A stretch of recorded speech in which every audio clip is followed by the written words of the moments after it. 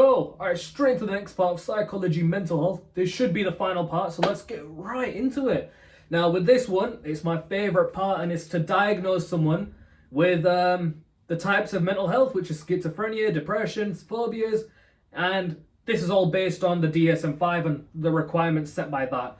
DSM-5 obviously being the types of, basically the categories you need in America, whereas we have like a different version, if that makes sense, like the tests for it, basically. Alright, let's get straight into it. The first one. Oh yeah, I've also made like little headings, so you know like what's what, because you know I put nice care into this. First of all, we've got the disorders. First one being psychotic. Now, when you first hear that word, you might be thinking, well, psychotic clearly means someone's crazy. No, you're the one who's crazy because you think like that.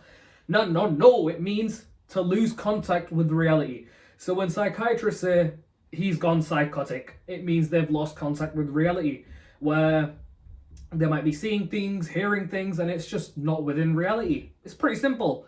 Next one, the type of mental health linked with this disorder is schizophrenia. And it's typically a disorder associated with distortion of functioning, where you just fail to function. Easy peasy. Next one, the characteristics, the things you need in order to be diagnosed with schizophrenia, which is delusions, which you have, hallucinations, which you have, disorganized speech, which I don't think you have, catatonic behavior. Yeah, I feel like my viewers would definitely have something like that. Negative symptoms. And negative symptoms, by the way, that basically means negative basically means to take away from your behaviors, which is your diminished emotional response. So positive symptoms being they add on to your behavior, which is the first two. Negative, take away. That's like an easy way to remember it. And those are the symptoms you basically need. And duration, this is the key part to be actually diagnosed with schizophrenia. These are the things you must have. So for duration, it needs to be at least for 6 months. Minimum symptoms, you need 2. And present for a significant portion of 1 month. And if you have all that, well done, you're schizophrenic. However, no, we're not at the end of the line yet. If you've been taking any weed or drugs, you might be ruled out for schizophrenia, because weed and some drugs, I don't know which one specifically, but I know weed is one of them. They're linked with similar symptoms of delusions and hallucinations. And that's why when you go to a psychiatrist, tell them you're like hearing voices or some shit, they'll be asking you, have you taken any drugs within like the last 6 months? Because, you know, it's overlapping, it's interlinked. And, you know, you can't be schizophrenic if you're just a drug user. So, you know, yeah, that's that. Next one, affective. Now, it's also like a word that's been used, affective. You might think, oh, it just means affective. No, it means your mood and emotional state, and just prevents the individual from living a life, basically. The type of mental illness linked with that is depression, where it basically means depressed mood, loss of interest or pleasure in everyday activities. Now, the characteristics for this, there's like a nice acronym right here, which is dreading. Ooh. Alright, first one, D equals depressed mood, R equals recurrent thoughts of death, E equals excessive feelings of fear, A equals appetite loss, and you need a minimum of 5% weight change, so either weight gain or weight loss, 5%, the key number. D, diminished concentration, I, insomnia or excessive sleep, N, noticeably reduced pleasure, and G, general restlessness. If you have, it's right here. So if you have 5 out of the 9, well done, you are meeting one part of the duration. Now this needs to be done for 2 weeks, so you need to have at least 5 of these for 2 weeks, present nearly every day. And if you do, you're depressed. Easy peasy, am I right? Next one, anxiety, the final one. Now, anxiety is basically a group of mental disorders characterized by significant feelings of fear and anxiety. For example, panic disorder, anxiety, phobia. Easy, right? Now, the type that we're learning about is phobia. It's basically having a distinct fear of an object or situation.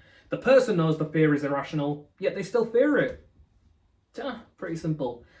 Also, this word phobia is tossed about quite, willy-nilly, being like, oh, I'm this phobia, oh, I'm arachnophobic, which I think I am. I am kind of scared of spiders, but it's only the moving ones, not the webbed ones. Anyway, but the way you are 100% to be diagnosed with phobia is if you have these symptoms for this long. So let's go through it. Marked fear or anxiety. So, there's the marked object of fear that you're afraid of. For me, spiders. The object provokes immediate fear. So as soon as you see it, you're like, holy shit, it's a spider. Next one, phobic objects / situation is actively avoided. So as soon as you see it, you're like, nah, I'm not heading that way because there's a spider there. Simple.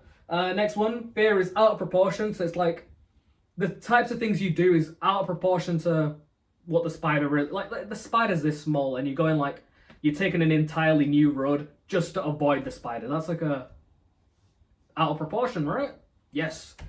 Next one, it causes a lot of distress. So as soon as you see it, you're like, oh my god, no, it's a spider. And you start balling up, causes distress. Easy peasy. And you need it for 6 months or more. And there we are, we're done with all of that.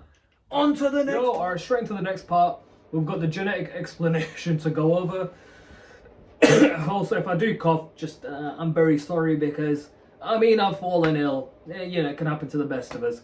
But yes, if I do cough, just ignore it. You can still read, but I'll, speak for the most part. Don't you worry. But yeah, let's get straight into it. The blue part is the explanation for the genetic explanation, and the red part is the evidence. We've got 2 studies that back up this evidence. So, we're covered here. We're covered for all bases. Let's begin. So, what the blue is basically saying is that we inherit mental illnesses from our parents, our close relatives, because we share, a lot of the same genes with them. So if they have it, oh shit. Yeah, so if they have it, we're likely to get it from them. It's like inheriting your parents' will. But instead of getting something good like money or treasures or, I don't know, good, expensive items, you're getting mental illness.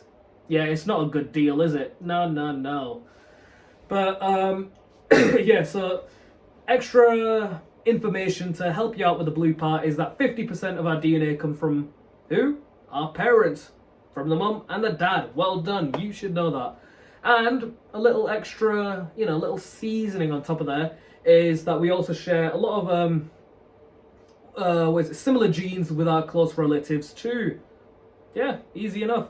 Onto the red part, we've got the first study being Gottman, where I'm not going to look at the entire study of Gottman because that would be far too long, and plus for this you only need a slight tidbits of information.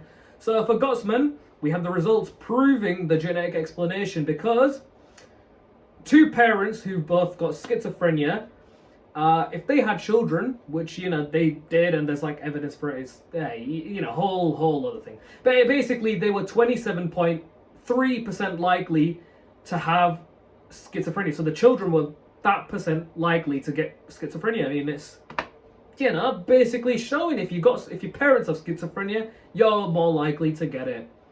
But yeah. And in comparison to normal parents with no mental illness or no history of it, they were only 0.6% likely to get schizophrenia. By the way, bear in mind, this is only for, the specific results I'm only on about schizophrenia. There's, don't talk about some other mental illness. It's only for that. Next one is Hilke. Hilke, what's my man on about? Oh yeah, the twin studies. Now basically he tested on twins and he didn't test them, he just pulled some data together to see what it was saying. So he found out that monozygotic twins, which are 100% similar twins, and basically they were 33% likely to end up having schizophrenia, whereas dizygotic twins, which are twins but they're not 100% similar, they were only 17% likely to end up getting schizophrenia. And since monozygotic are, more genetically, they share a lot of genes from their parents. You know what I mean. They're very genetic. Genes, all that. But anyway, since they were more genetically if that makes sense, this further backs up the argument of the genetic explanation. Holy shit, I've said genetic so many times. But yeah, basically backs up this explanation, just showing that, you know, this is onto something. It's, you know, not some crackpot theory, it's real. But yeah, that's pretty much it. Into the final parts of the psychology mental health to finish off the last lap of the run, or section of the run, I guess. You know, put on the blue shirt just to look a bit more professional. Yes. Oh, what can I say? I'm feeling extra dapper today. Anyway, let's go with it. Now, the final parts include evaluation. To start off with, we have evaluating the biochemical explanation. Let's start off reductionist. Now, you might be wondering, well, why is it reductionist? Well, you silly, silly fool. You should already know if you were paying attention. It's reductionist because it only says the main explanation behind schizophrenia is the dopamine hypothesis. So as you can clearly see, it's not being very open. It's only saying, well, if you have high dopamine, you're screwed. As you can see, it's, you know, reductionist in the words. So yeah, it doesn't look at other factors such as drugs not working or the environment, just a little added on bonus, you know, just sprinkle that in the exam, being like, you know, they're not looking at this and that. Just so the examiner will be like, wow, this person clearly smart fellow. Anyway, next factor, it's useful because it helps develop treatments to prevent schizophrenia. An example might be clozapine. Clozapine basically binds to your receptors permanently. So dopamine can't connect to those receptors, and as a result, it reduces the amount of dopamine that's getting connected. And as a result, it's reducing the amount of positive symptoms that happen in people with schizophrenia, in a way curing them. Yeah, pretty simple. Next one, deterministic. It's very, very deterministic. It's basically saying if you have abnormal amounts of dopamine, call it good. Just, you know, call it a day. You're getting schizophrenia. It's over for you. And in essentially it's saying there's no way of controlling it. Once you have it, it's over. So yeah. Next one, nature. It is, yeah, it's on the nature side of things because, come on, you guys should know what nature is. It's within you. Nurture's your environment, nature's within you. And obviously if you have high amounts of dopamine, I mean, you can't really get that from the environment. It's primarily within you. I mean, granted, you can say, oh, you know, environment stresses, blah, blah, blah, may have caused it. I don't give a shit. We're using this argument. And yeah, that's pretty much that done for evaluating the biochemical explanation. On to the next one. Into the next part, which is evaluating the genetic explanation. And this one, I mean, it's just pretty much the exact same as the one before. Let's begin. Reductionist, easy enough. It reduces all the other explanations. Well, no, it reduces all the other factors to one explanation of schizophrenia, being we inherit the genes, and genes is like the main cause behind schizophrenia, and it ignores every other factor, being the environment, or I don't know, like fucking, I don't know, drugs maybe, hell, or brain structures. It ignores those things and only focuses on the person's genes. So it's very reductionist, you know, it's not being very open. No. Next one, it is very deterministic because it's basically saying if you've got the genes, it's over for you. If you have the genes of schizophrenia, you're likely to get it, and you know, there's no helping it. It's once it's in place, you can't change it. So it kind of shapes the fate that you're going to be going on. If that makes sense. Next one, usefulness. It's very useful though because it can help, like, you know, genetic counseling. You can advise parents, being like, let's say you're speaking to two schizophrenic parents, you can be like, well, if you guys have children, they've got a 27.3% chance of getting schizophrenia, and we will be helping your children, you know, like giving them advice. Or if they do have children, then you can give the child advice, being like, listen mate, if you have any symptoms, being like, if you start hearing some voices in your head, you know, contact us. You've got schizophrenia. It's over for you. But on the other hand, you can also argue the opposite of usefulness. You can say, no, it's not useful because once you get schizophrenia, well, not schizophrenia, but if you base your arguments on the genetic explanation, if you have the genes for schizophrenia, you can't really change anything about that, because we can't change the genes. If you have the genes, you're done. It can't be altered. You're bound to have schizophrenia. So you can argue it's not useful, but obviously do explain why it's not, which is what I just said. And other than that, I think we've covered that. Yay! 3, 2, 1, go. Yo! Into the final part of mental health and evaluation. We have the disorders to evaluate. So I mean, this one's pretty simple because most of the evaluations for each of the disorders are so simple because they're the exact same. The only difference being is you have to make it not subjective. You have to make it specific to the one that you're being asked about or the one you want to be talking about. So let's go through them. We have validity, which is it's got a validity issue because it's based on the psychiatrist's subjective opinion. That means it's not objective. It's subjective, meaning it's down to the opinion. You might not really have it, and yeah. And if you were talking about it specifically, you could say, well, the psychiatrist, he might be wrong because it's bias, subjective, not objective, whether someone is suffering from schizophrenia or not. Like they might not have hallucinations, they might just have, I don't fucking know. They might just be, well, no, let's give a better example. They might not have diminished emotional response, they might just be feeling sad for the day. Some shit like that. Obviously, come up with a better example. That's just one on the top of my head. If I actually, came up with a better example, I would give it, but I don't have one now, and I couldn't care less to see one. Anyway, next one, reliability. A reliability issue is different psychiatrists might differ in their opinion on diagnoses.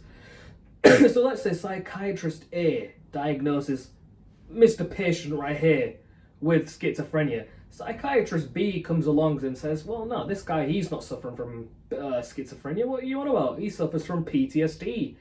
Now, it's very differential. They might have different opinions, and that's not very good because it can lead to misdiagnosis, which, is the next point.